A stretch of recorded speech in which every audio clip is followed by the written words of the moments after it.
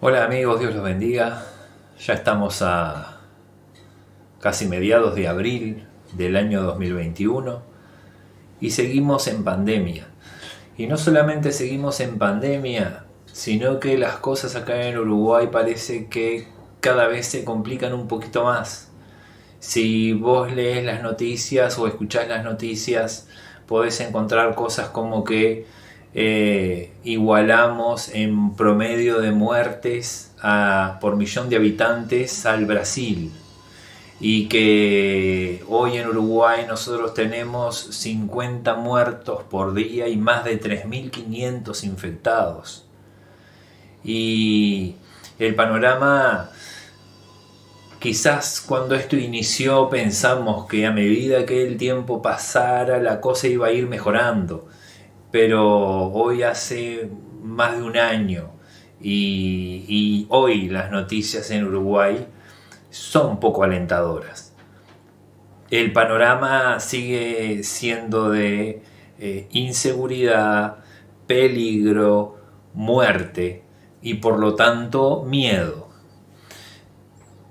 Escuchamos que es el peor momento de la pandemia en nuestro país. Y más contagiados, más muertos.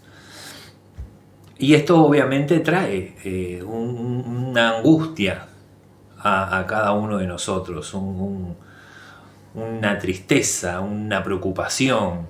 Otra de las noticias que leí es que las ollas populares continúan porque hay mucha necesidad.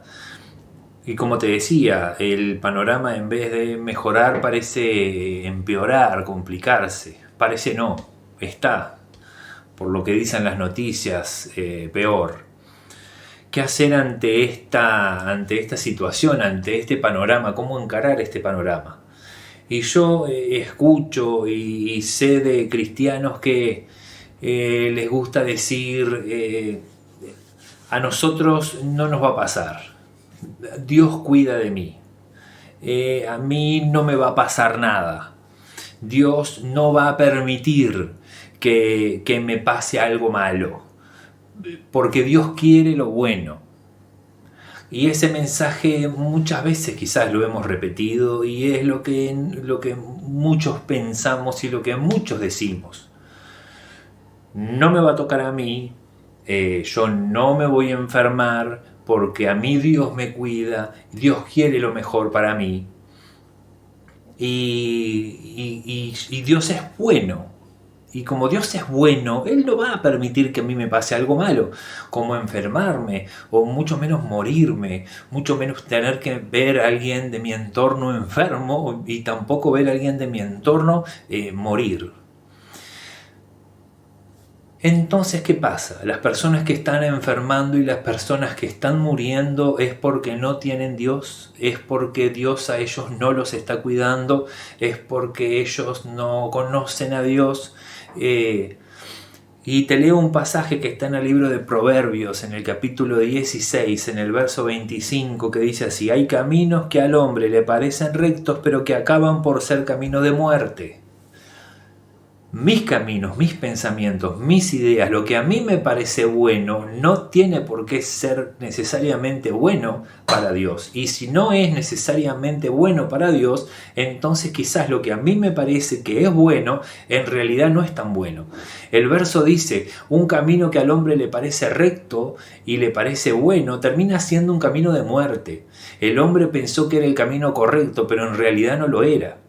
En este entorno, los que podemos decir, yo tengo a Dios, entonces yo no me voy a enfermar, yo no me voy a contagiar, porque Dios está conmigo. Y si me llego a contagiar, entonces me voy a contagiar, pero no voy a tener síntomas. Pero si tengo que tener síntomas, los síntomas no van a ser graves, van a ser leves, porque yo tengo a Dios y Dios está conmigo. Y de ninguna manera yo voy a morir, porque Dios es bueno. Yo pienso que lo mejor para mí es estar vivo, es estar sano. Y por lo tanto pienso que Dios debe de tener la misma opinión. Dios debe de pensar lo mismo que yo pienso. Dios tampoco debe de querer que yo enferme, Dios tampoco debe de querer que yo muera. El tema es que nosotros vemos solamente parte de la situación. Nosotros solo vemos una parte de la escena, no vemos el panorama completo. Yo veo mi parte, veo mi situación, veo mi perspectiva. Viéndolo de esta manera, mi perspectiva, mi situación, yo soy el centro de mi vida. Yo veo y analizo mi vida siendo el principal personaje de la situación, siendo el principal personaje de esta realidad. Por lo tanto, el principal personaje no puede enfermar, el principal personaje no puede faltar en esta realidad. El tema es que en esta perspectiva donde yo soy el centro, si yo soy el centro, entonces yo termino también siendo mi propio Dios. Si yo termino siendo mi propio Dios, entonces el verdadero Dios termina funcionando para mí. El verdadero Dios termina operando y actuando para mí. Y esa no es la realidad.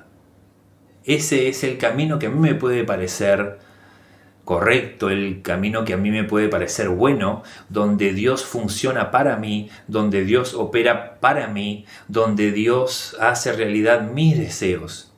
Escuchaba a un predicador diciendo una frase que no es del todo falsa. El predicador decía, animando al pueblo, y decía: Dios va a honrar tu fe. Dios honrará tu fe. Y es cierto, Dios honra la fe de sus hijos, pero sus hijos deberían de tener esa fe alineada al corazón del Padre. No es cualquier fe la que Dios va a honrar. Y en esa frase, Dios honrará tu fe, yo sentía como una obligación de este Dios a honrar la fe de sus hijos, sea cual sea esa fe. Dios honrará tu fe. ¿No estará un poco este mensaje también fundamentado y animando a que yo piense que yo soy el centro y que Dios está ahí para operar para mí, que Dios está ahí para ver mi fe y honrar mi fe, sea cual sea mi fe? Cuando yo me doy cuenta de que yo no soy el centro, de que yo no soy el Señor, y dejo ese lugar, ahí caigo en la realidad de que las cosas no tienen que ser como a mí me parece, de que las cosas no tienen que suceder como yo pienso que tienen que suceder.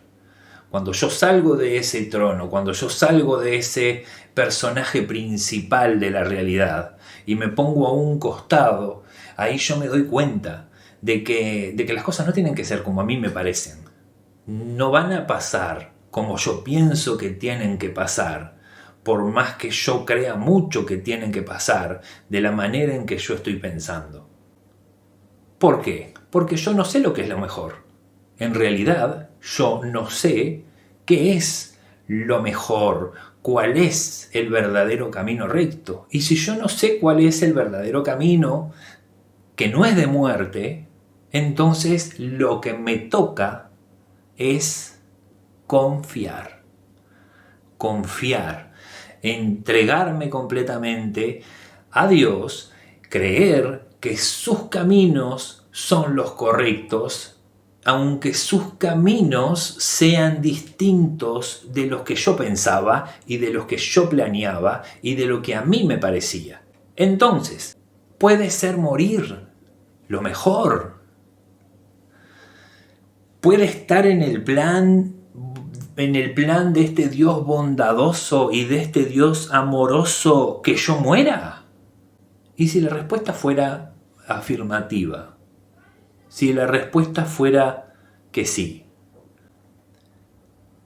La última vez que grabé un mensaje era para hablar del Domingo Santo, el Domingo de Resurrección, y que Jesús murió. Allá en el libro de Hebreos dice que Jesús murió porque la humanidad vivía sometida a esclavitud y que Jesús murió y venció a la muerte en esa cruz. Entonces la humanidad hasta Cristo vivió sometida a esclavitud por temor a la muerte. Cristo vence a la muerte y nos da testimonio de lo que es la vida eterna, porque Jesús resucitó. Pero hasta ese momento la humanidad vivía sometida a esclavitud, la humanidad vivía esclava. ¿Y qué era lo que la sometía esclava a la humanidad? El miedo. ¿A qué? El miedo a morir, el miedo a la muerte, el miedo al fin. Los seguidores de Jesús, podemos leer la Biblia, el Nuevo Testamento, podemos leer el libro de los Hechos y darnos cuenta de que los seguidores de Jesús no temían morir. Ellos no tenían miedo a la muerte y mucho menos tenían miedo a la cárcel y mucho menos tenían miedo a ser torturados. Y con esto quiero decir que no es que ellos no creo que ellos no pudieran tener miedo en el sentido de que temían y deseaban que no les pasara. Pero si tenían que ir a la cárcel, iban. Si ellos tenían que dejar de predicar el Evangelio para evitar la cárcel, ellos no dejaban de predicar el Evangelio, ellos no evitaban la cárcel por más que le tuvieran miedo a la cárcel y por más que le tuvieran miedo a las torturas como cualquier persona, ellos no dejaban de hacer lo que Dios quería que ellos hicieran, aunque sabían con certeza de que les esperaba la cárcel o ser torturados o morir. El miedo a ellos nunca los detuvo. Está mal que yo diga no tenían miedo a morir. Ellos posiblemente, no lo sé, deberían de tener miedo a morir como cualquier persona, pero el miedo a morir a ellos no los detenía. A ellos el miedo ya no los esclavizaba. El miedo a morir, la inseguridad, el peligro, a ellos no los dirigía, no los determinaba. Tenemos testimonio de eso. Santiago, te voy a leer el libro de Hechos, el capítulo 12, el verso del 1 al 3. Santiago, capítulo 12, verso 1 al 3. En aquel mismo tiempo, el rey Herodes echó mano a algunos de la iglesia para maltratarles y mató a espada a Jacobo, Santiago, hermano de Juan. Y viendo que esto había agradado a los judíos, procedió a prender también a Pedro. Herodes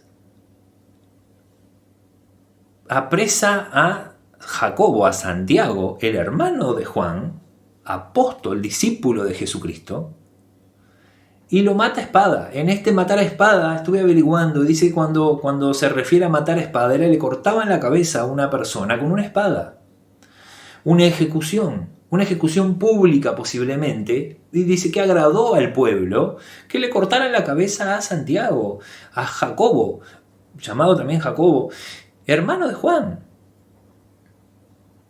Y si nosotros vemos Juan, no se retiró del Evangelio. Juan en ningún momento pensó que eso no podía pasarle a él, que le mataran a su hermano.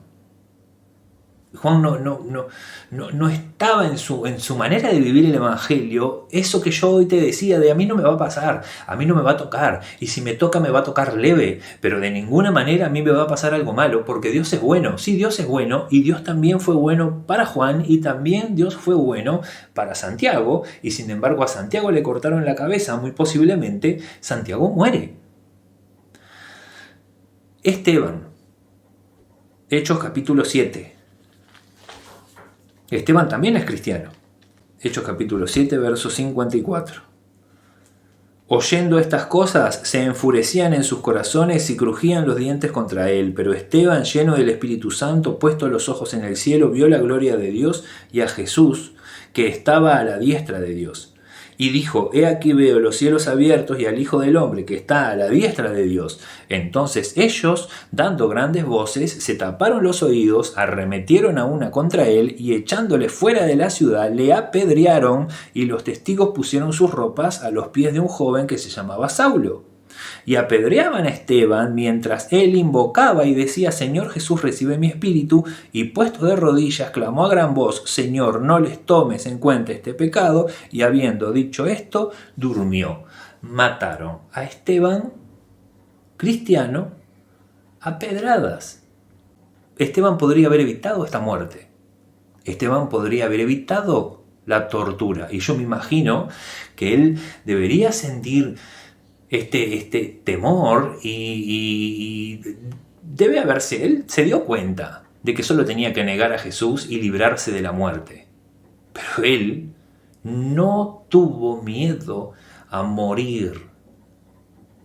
El miedo a morir no lo detuvo a él. Pablo, el apóstol, te voy a leer lo que le pasó en el libro de Hechos en el capítulo 14. Hechos capítulo 14, dice así. Hechos capítulo 14, verso 19. Entonces vinieron unos judíos de Antioquía y de Iconio que persuadieron a la multitud y habiendo apedreado a Pablo le arrastraron fuera de la ciudad pensando que estaba muerto. Pero rodeándole los discípulos se levantó y entró en la ciudad y al día siguiente salió con Bernabé para Derbe. A Pablo lo apedrearon por predicar el evangelio. Lo apedrearon y fue tanto el tema que pensaron que había muerto. Lo arrastraron afuera de la ciudad para dejarlo ahí tirado, pensando que ya había muerto. Imagínate cómo debe haber sido la situación, cuál debe ser el estado de este hombre. Lo sacaron inconsciente de una ciudad.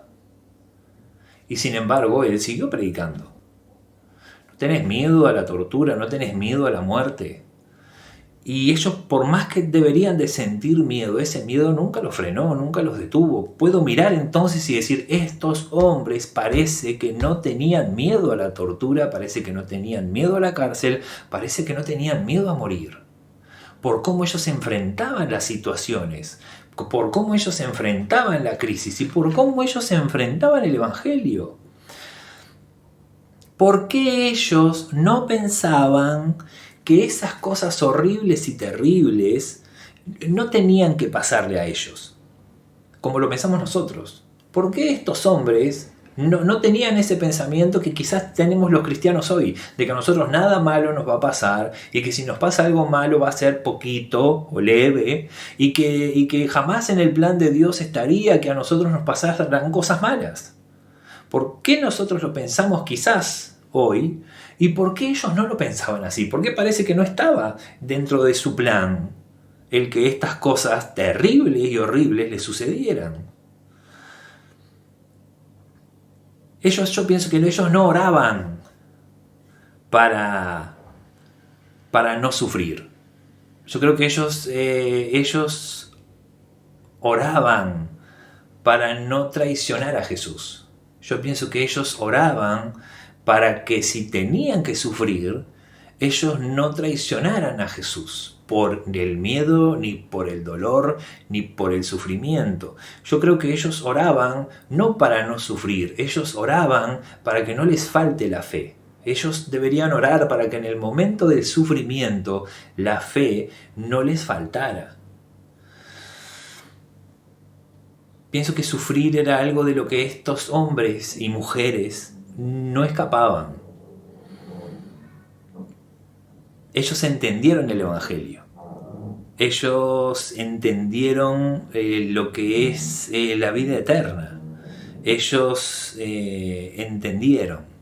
entendieron esa frase de ya no vivo yo, vive Cristo en mí. Yo ya no soy el centro. Te voy a leer el libro de Hebreos, el capítulo 5. Hebreos capítulo 5. Dice así, Hebreos capítulo 5, el verso 8. Aunque era hijo, por lo que padeció, aprendió la obediencia. Está hablando de Jesús. Y habiendo sido perfeccionado, vino a ser autor de eterna salvación para todos los que le obedecen. Jesús sufrió y a través de ese sufrimiento aprendió. Y dice este verso que a través de ese aprendizaje Él fue el autor de eterna salvación. Y hay otra traducción por ahí que en vez de decir que fue el autor de eterna salvación, fue fuente de eterna salvación. El sufrimiento de una persona puede transformarse en una fuente de algo lindo para otros. Cómo Jesús padeció y cómo Jesús enfrentó el sufrimiento y lo que Jesús aprendió a través del sufrimiento, porque Jesús aprendió a través del sufrimiento, entonces vos y yo también podemos aprender a través del sufrimiento, y quizás sea el sufrimiento la única herramienta que a nosotros nos haga aprender determinadas cosas, como por ejemplo la obediencia. Y a través de ese aprendizaje nosotros también podríamos llegar a ser fuente de bendiciones para otros. Te voy a leer lo que dice el libro de Filipenses, el capítulo 1. Filipenses capítulo 1, dice así, verso 12. Filipenses capítulo 1, verso 12. Quiero que sepan, hermanos, que las cosas que me han sucedido, dice Pablo, han redundado más bien para el progreso del Evangelio, han servido, han abundado para el progreso del Evangelio, de tal manera que mis prisiones se han hecho patentes en Cristo en todo el pretorio y a todos los demás. Y la mayoría de los hermanos, cobrando ánimo en el Señor con mis prisiones, se atreven mucho más a hablar la palabra sin temor. Pablo no tiene temor, el miedo no lo detiene a él, y eso me anima a mí a predicar el Evangelio también. Sus prisiones animaban a los demás hermanos para que tampoco tuvieran miedo. Él no tiene miedo, él no permite, si tiene miedo, no permite que el miedo lo detenga, no permite que el miedo quite su alegría y su ánimo. Entonces yo tampoco permitiré que el miedo haga eso conmigo. El sufrimiento de Pablo es aprendizaje para Pablo, como lo fue para Jesús, y transforma a Pablo en una fuente de bendiciones para los demás. Entonces, ellos no querían evitar el sufrimiento. Si era parte del plan, si era parte del propósito, si era parte del camino de vida que Dios les daba, ellos querían vivirlo y poder cumplirlo de la mejor manera, honrando ese llamado, honrando a Dios. No es una vida donde estoy esperando que Dios me honre. No, es una vida donde el siervo desea y anhela honrar a su Señor.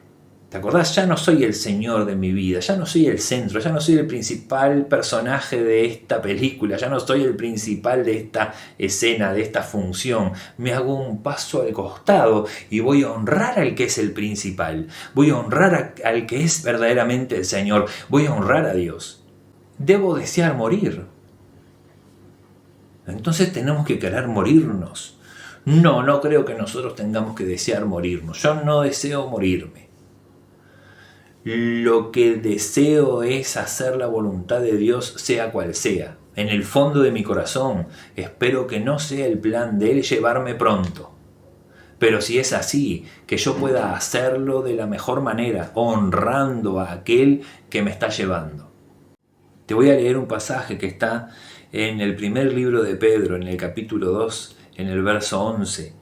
Y dice así: amados, yo os ruego como a extranjeros y peregrinos que se abstengan de los deseos carnales que batallan contra el alma, como a extranjeros, como a peregrinos. Como a extranjeros, no somos de esta tierra.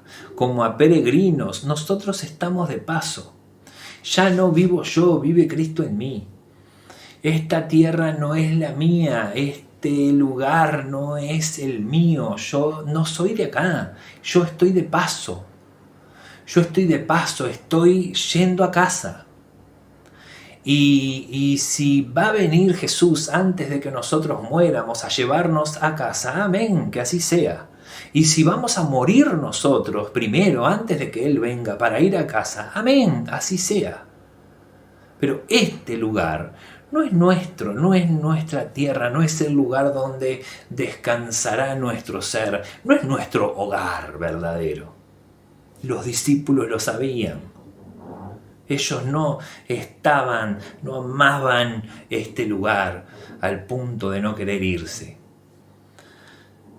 Nosotros oramos. Hoy yo te decía, entonces tengo que desear morirme, ya que ya no vivo yo, vivo para Cristo, estoy vivo para Cristo. Ahí está el tema. Yo tengo que morirme, debo desear morirme, yo debo desear servir a Dios. Si es viviendo, viviendo, y si es muriendo, muriendo. Nosotros oramos, el Señor mismo nos enseñó a orar y a pedir, líbranos del mal. Líbranos del mal. Morir es malo. El tema es que cuando nosotros libramos del mal, volvemos al primer razonamiento. Yo determino qué es lo malo. Si para mí algo es malo, entonces quiero que Dios me libre. Y si para mí la muerte es mala, yo quiero que Dios me libre de la muerte, aunque eso es lo que Dios quiera. Si Dios quiere mi muerte, entonces mi muerte sería lo bueno. Pero yo no deseo mi muerte porque para mí es malo. Entonces yo le pido a Dios que no haga su voluntad en mí. Líbranos del mal. Y nosotros también escuchamos eso de pide con fe, no dudando nada, dice allá el libro de Santiago, creyendo de todo tu corazón y así se hará. Pero también en el libro de Santiago dice, pero vos pedís y no recibís lo que pedís, porque vos pedís mal. Vos pedís pensando en que vos sos el principal personaje de esta película. Pensando en que Dios tiene que obrar y servirte a vos. Porque vos sos el centro, porque en realidad vos sos Dios. Pide sin dudar y será dado todo aquello que pidas que está en el corazón de Dios. Acordate, nosotros somos un cuerpo y Él debe ser la cabeza, unidos. No pediríamos entonces las cosas que no están en su corazón. Jesús murió para que nosotros tengamos todo lo que pidamos, aunque nuestros pedidos sean egoístas y equivocados. Jesús murió para eso, para que mientras yo viva todo lo que yo quiera, Él me lo dé. Aunque lo que yo quiera sea algo egoísta y aunque lo que yo quiera esté equivocado. Jesús murió para que nosotros seamos felices. Jesús murió para que nosotros seamos tan felices en esta tierra que no tengamos ganas de irnos. No tenemos ganas de morir e irnos con Él. No tenemos ganas de estar con Dios porque acá estamos tan felices. Estamos tan felices en esta tierra. Jesús murió para que nosotros seamos felices, tan felices que no nos importa si hay otras personas que no lo conocen. No nos importa si hay otros que van a morir sin Cristo. Nosotros estamos tan felices, muy cómodos como para que algo cambie o como para arriesgarnos a que algo malo nos pase. Jesús murió para eso, para que nosotros seamos felices. No es lo que entendieron los discípulos que están relatados en el libro de los Hechos, en la Biblia. No es lo que ellos entendieron. Ellos sabían que Jesús no murió para que nosotros seamos felices de manera egoísta y sin que nos importe nada y que amemos nuestra vida tanto que ni siquiera queramos irnos con Jesús. Jesús murió para que todos podamos conocerlo y para que todos tengamos vida eterna. Todos, no solamente yo, no solamente vos, todos. Juan capítulo 3, verso 16. Porque de tal manera amó Dios al mundo que ha dado a su Hijo único para que todo aquel que en Él cree no se pierda, mas tenga vida eterna. 3:17. Porque no envió Dios a su Hijo al mundo para condenar al mundo, sino para que el mundo sea salvo por Él. Y el Evangelio de Juan, el capítulo 17, el verso 3, dice: esta es la vida eterna, que te conozcan a ti, el único Dios verdadero, y a Jesucristo, a quien has enviado. Para esto vino Jesús. Para que nosotros lo conozcamos a Él, para que nosotros tengamos vida eterna, para que la muerte ya no sea nuestro esclavizador, para que nuestra vida no esté determinada por el peligro o la inseguridad o el miedo. ¿Cómo vamos a enfrentar? ¿Cómo estamos enfrentando la pandemia? ¿Cómo estamos enfrentando la inseguridad? ¿Cómo estamos enfrentando el peligro? ¿Cómo estamos enfrentando el miedo? ¿Cómo estamos enfrentando la muerte? Nuestras vidas muestran a Cristo. Nuestras vidas muestran la vida eterna. Nuestras vidas muestran el Evangelio. Nosotros no nos estamos reuniendo. Nosotros no estamos haciendo nuestros cultos.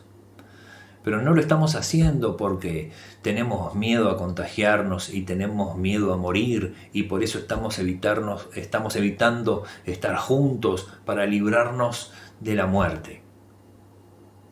Porque nosotros no tenemos miedo a morir. Imagínate si es así, no tenés miedo a morir. Está perfecto. Tenés mucha fe y sabés que solo vas a morir si es lo que Dios quiere que te pase. Y estás dispuesta a recibir ese plan de la mejor manera y darle gloria a Dios con tu vida y también con tu muerte. El tema hoy es que este virus dicen que es contagioso. Y mientras yo me contagié de este virus, estuve más de 10 días contagiando a otras personas de este virus. A mí no me importa morir, yo no le tengo miedo. Pero tampoco me importó en esos 10 días contagiar a otras personas que quizás no tienen la fe que yo tengo. Y quizás mueren sin Cristo. Y quizás mueren en angustia. Y yo no pensé en esas personas. Y yo no pensé en sus familias. Y yo no pensé en ellos. Entonces yo fui completamente egoísta. Por eso nosotros no nos estamos juntando. Para evitar ser egoístas. Porque nosotros sabemos que es lindo estar juntos. Pero también sabemos que Dios está con nosotros acá. Él está con nosotros. Entonces, sea viviendo o sea muriendo, démosle gloria a Dios que está con nosotros. Démosle gloria a Dios con nuestro valor, con nuestra alegría, con nuestra esperanza, con nuestra perseverancia. Démosle gloria a Dios con nuestro amor. Sin miedo. No tengas miedo. Tené a Cristo. Padre, en el nombre de Jesús te doy gracias. Te doy gracias por cada una de las personas que va a escuchar esta grabación. Te doy gracias por cada una de las personas que va a escuchar estas palabras. Y te pido, Padre, en el nombre de Jesús, por tu amor, por tu gracia, por tu misericordia, que nuestros corazones estén alineados con el tuyo, para recibir de ti, Señor, tu plan. Y para poder vivirlo, Señor, con valor, con alegría, con ánimo, con fe, con todas estas cosas que hemos estado hablando, Señor, para darle gloria a tu nombre, Señor. Para glorificarte, Señor, con nuestra vida y si es necesario, Señor, con nuestra enfermedad y si así tú lo demandas, Señor, con nuestra muerte. En el nombre de Jesús, Señor. Amén. Dios te bendiga.